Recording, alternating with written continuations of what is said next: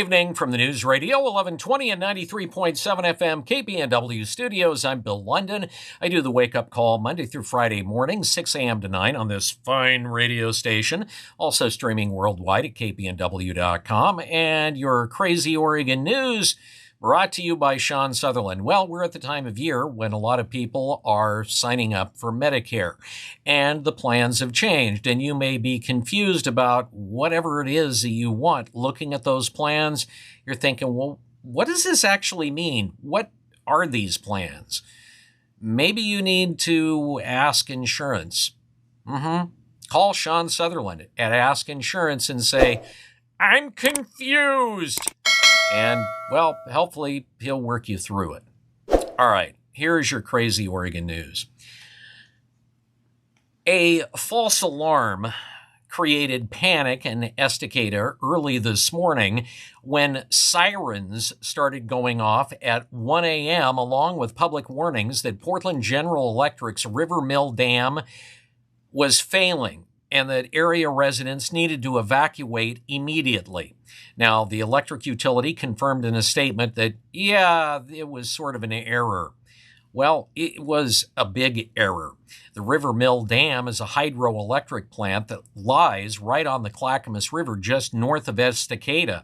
In between the sirens, an announcement blared, warning, dam failure, move to higher ground. Now, Clackamas County Emergency Management learned about this shortly after the alarm started going off, and they reached out to PGE, which told them, it's an error. But erring on the side of safety, the Clackamas County Emergency Management Group started monitoring water levels and noticed, the river isn't rising.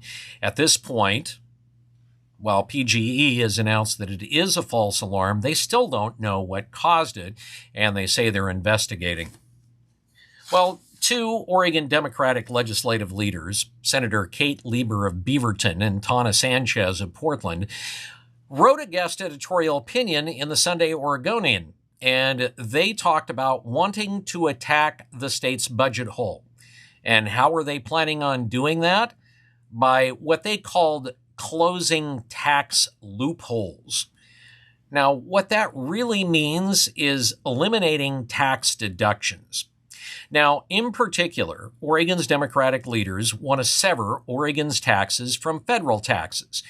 And here's why that's germane to Oregon. Oregon tax law is connected to federal tax law, in particular with deductions. So when Congress redefines business tax deductions or increases deductions or creates new ones, those deductions automatically change or go into place here in Oregon automatically. Now, previously, both the governor and Democratic leadership in the House and Senate have already stated that they want to consider splitting Oregon's taxes from federal taxes. And during legislative days, which are those legislative meetings that they have prior to legislative sessions, they've already discussed this and how exactly they were going to pull it off. In particular, legislators seem to be eyeballing tax cuts that were put in place in the big, beautiful bill for small businesses. In particular, deductions for bonus depreciation and expensing, R&E expenditures, and business interest deductions, which annually will save the smallest businesses in the state cumulatively about $500 million a year. The question, though, is whether Democrats who hold supermajorities in the House and Senate and can pass and increase taxes without any Republican support are willing to actually take tax savings from both small businesses and individual households during an election year.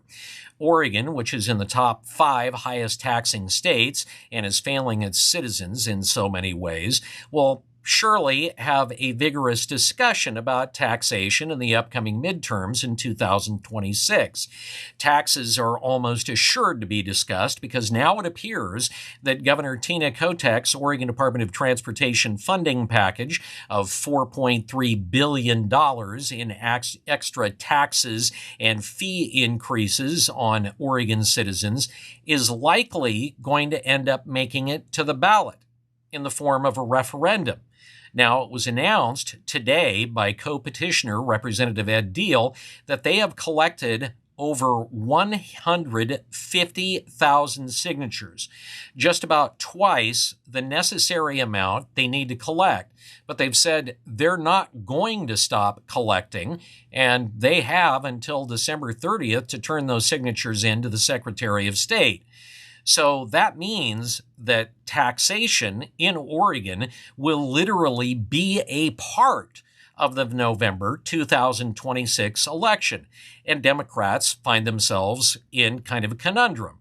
Keep more of Oregonians' hard-earned money and take it away from them, and give critics more ammo to flip legislative seats and eliminate the supermajority, or just sit quietly and hope that things will shake out so they can do that in 2027. The Department of Homeland Security has criticized an Oregon law permitting immigrants in the country illegally to obtain a driver's license in the state.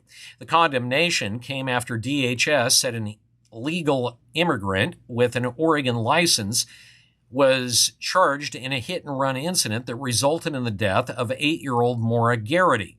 Assistant Secretary Tricia McLaughlin stated, 8-year-old Maura Garrity's precious life was taken by an illegal alien who never should have been in our country, let alone issued a driver's license by the sanctuary state of Oregon. Now, despite the DHS stance, let's be straight about something. At this point, according to police, the man who was involved in this is currently facing no charges.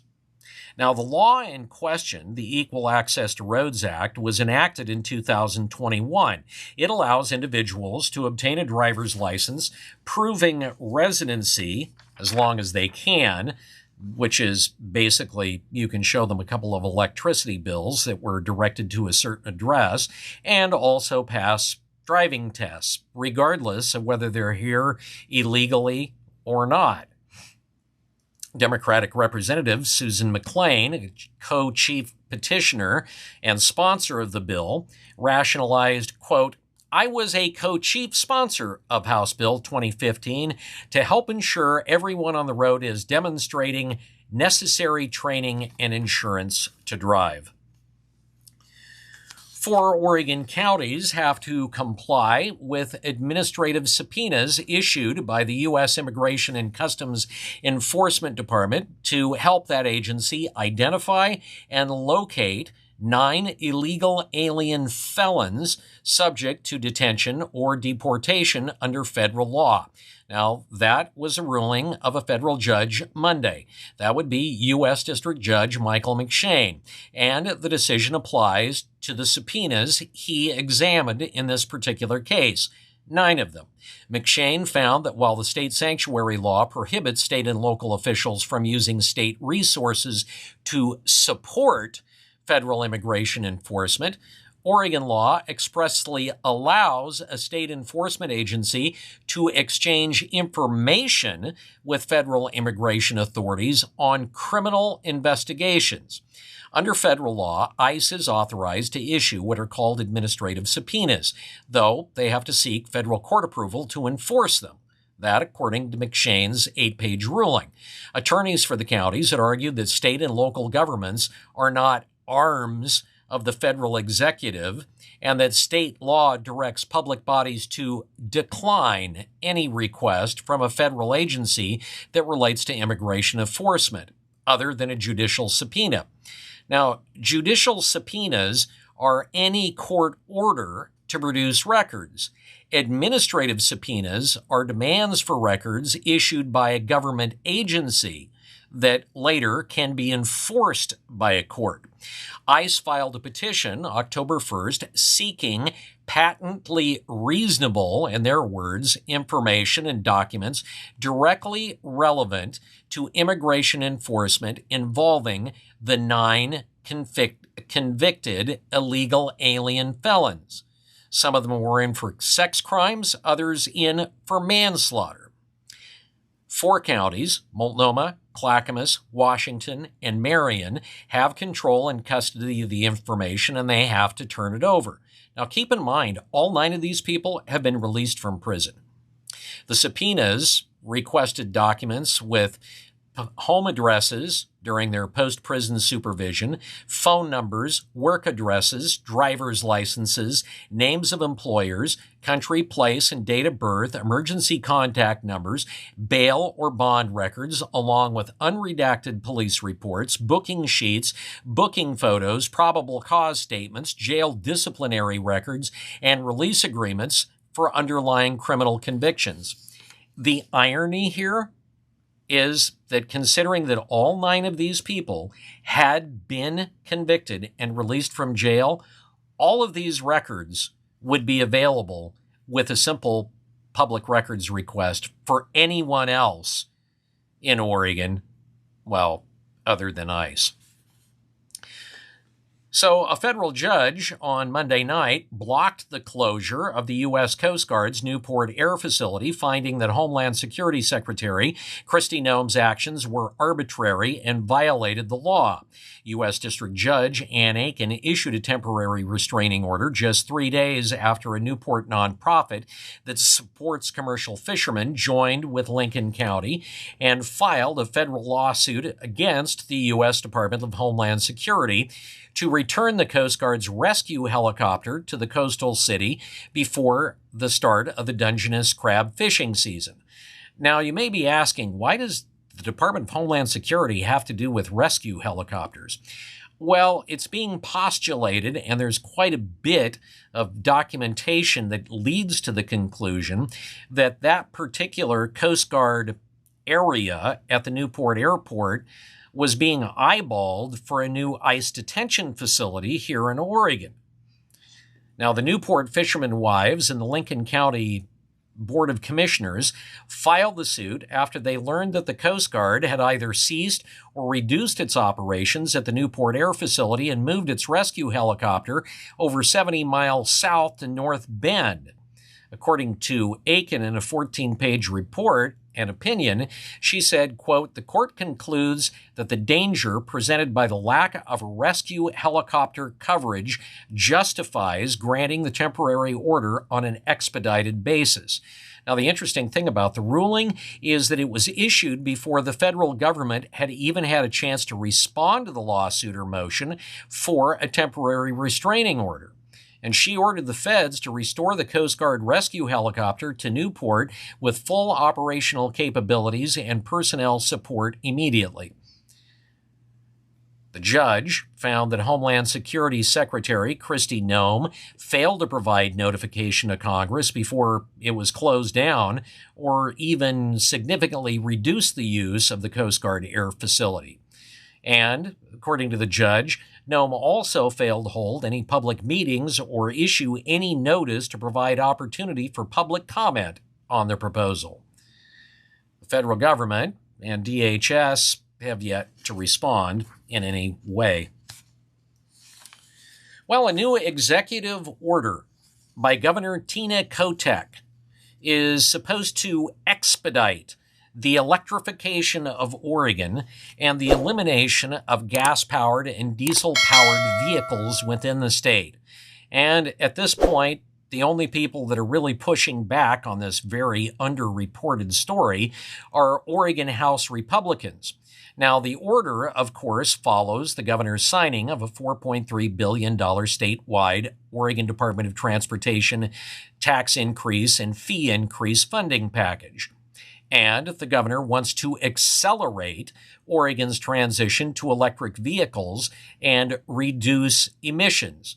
And the more people they get in electric cars, well, the less fuel will be allowed into the state. Now, Republican lawmakers argue that move, combined, of course, with the higher fuel and vehicle fees, are simply going to increase costs for the overwhelming majority of Oregon residents who drive gas-powered vehicles.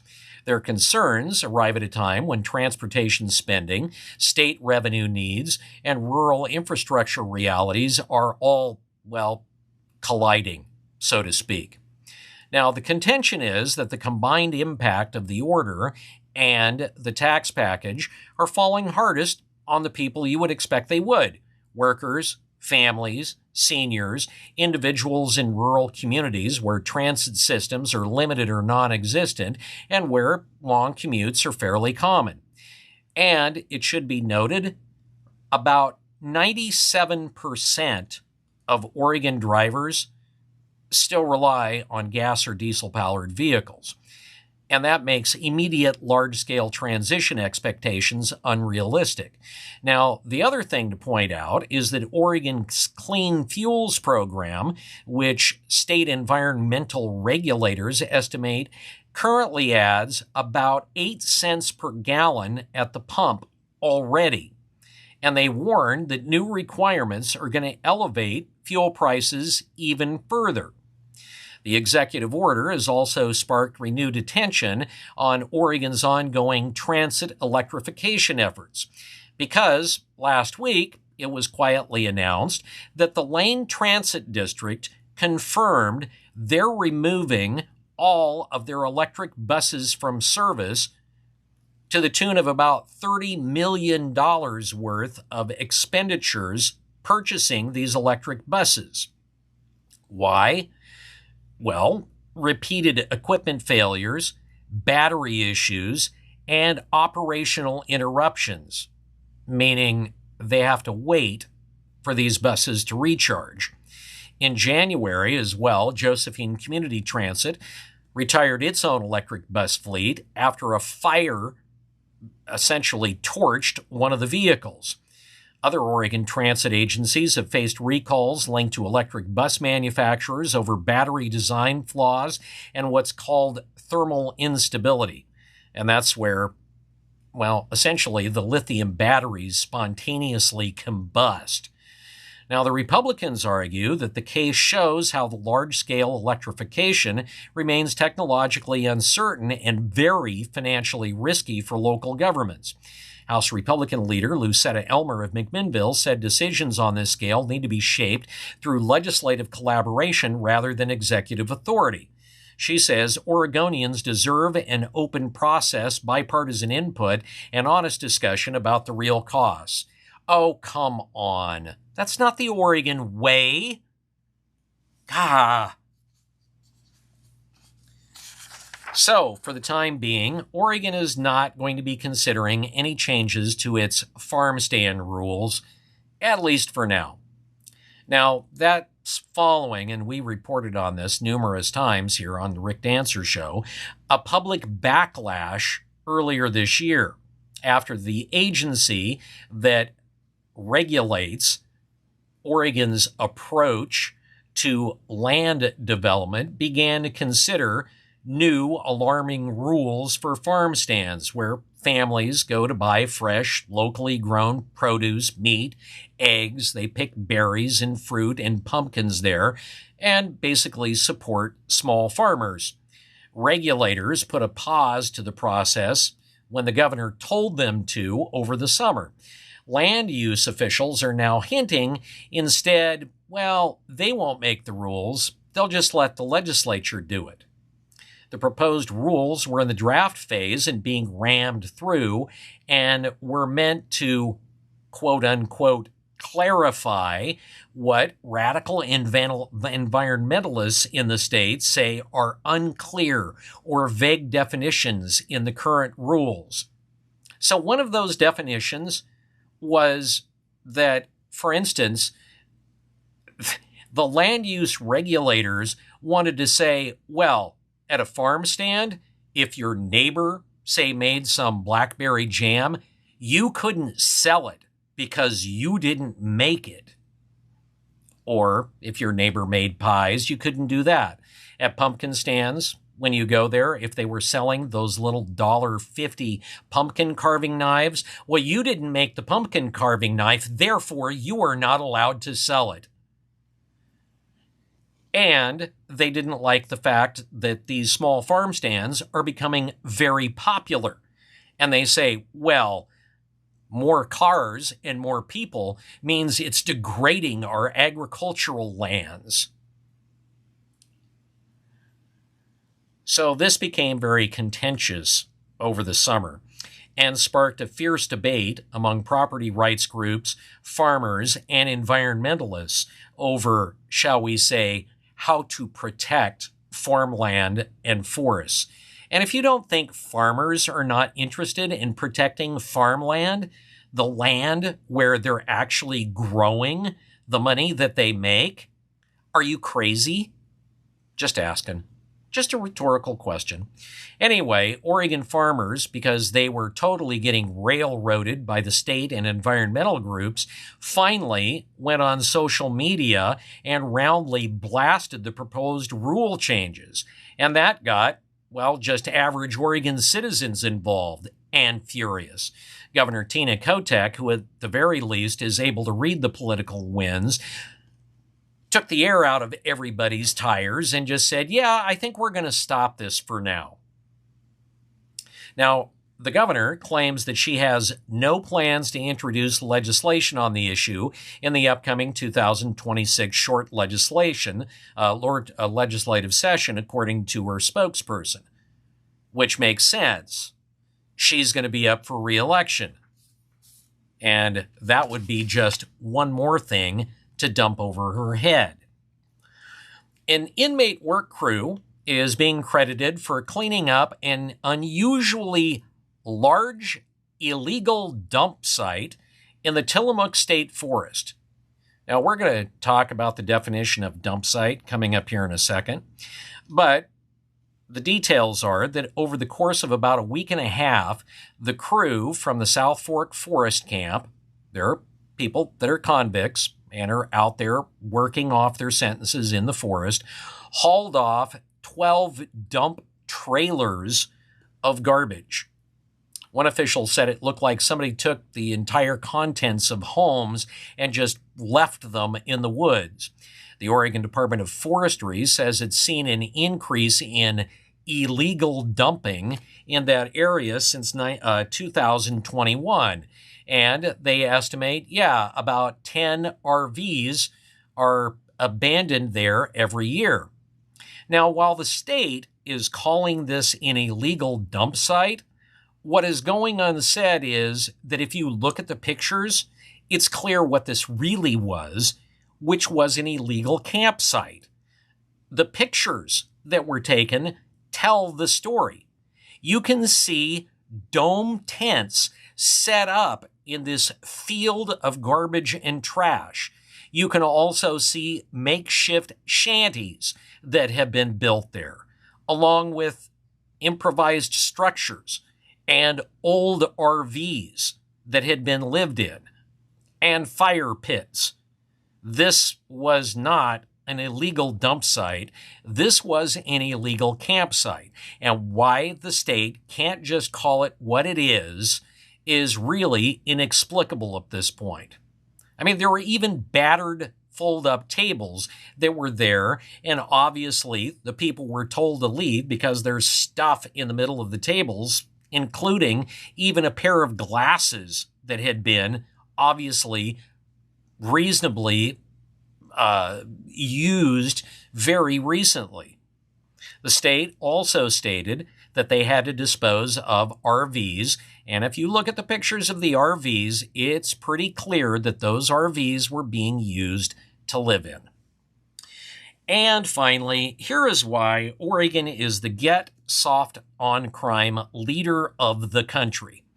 Now, we have been telling you over the weeks about this ring of criminals from Colombia that have been targeting Asian families all around the United States. Last time we did this, as a matter of fact, we told you that they were busted for breaking into homes up in Auburn, Washington, in Salem, Oregon, and Eugene. Well, last Friday, a federal judge in Eugene allowed one of the men accused of targeting the Asian business owners in that multi-state burglary conspiracy, and the man who was supposedly leading this group of burglars to go free on bail, despite prosecutors arguing he needs to remain behind bars. Now, this is somebody that allegedly has been committing these crimes and escaping law enforcement all over the country. Prosecutors say that 27-year-old Darrenson Martinez Grandes was part of a 7-person burglary crew that traveled across the states, staying in posh Airbnbs and targeting Asian households while the victims were at work. They used multiple vehicles. They encrypted group chats on WhatsApp. They had Wi-Fi jammers. They were doing surveillance tactics on their targets, disabling security cams, and breaking into homes. Federal documents outline 3 burglaries that were tied to the crew back in October, as we told you, in Auburn, Washington, in Salem, Oregon, and also in Eugene. And in those 3 burglaries, they picked up more than $60,000 in cash and valuables. Now, prosecutors warned that the crimes created a loss of safety for Asian community members in Eugene. And that's true, because the Asian community had a number of actual community group meetings talking about what they needed to do about it. And if you recall, in previous arrests of some of these burglary rings that were targeting Asian residents here in Eugene, well, they had been found in other states, and Governor Tina Kotek, for a time, refused to extradite them to Oregon. And they had been let out of jail. They still don't know where those people are. Now, according to prosecutors, these people are not common thieves, quote unquote. But inexplicably, the judge ruled that Martinez Grandes doesn't pose a serious flight risk, saying that, well, other suspects tried to flee Eugene, but Martinez Grandes stayed because, according to the judge, well, he wanted to get his car back from police. Why would he want to get his car back? To go somewhere? Like someplace not here? Maybe? The judge also said that Martinez Grandes has a pregnant girlfriend in Los Angeles. So that makes a difference? Now, Martinez Grandes is going to be released under electronic monitoring and allowed to stay with his girlfriend in L.A. The government is already planning to appeal the decision. The judge acknowledged that, well, ICE may even take him into custody. So his arraignment is set for December 3rd. The judge issued and ordered a stay of his bail release pending the government's appeal of the decision. Welcome to Oregon. All right, that is your crazy Oregon news. I hope you have a great Thanksgiving, doing whatever it is that you would like to be doing for Thanksgiving, even if it includes, well, getting together with relatives. That can sometimes be iffy. All right, Rick, time for you to get real.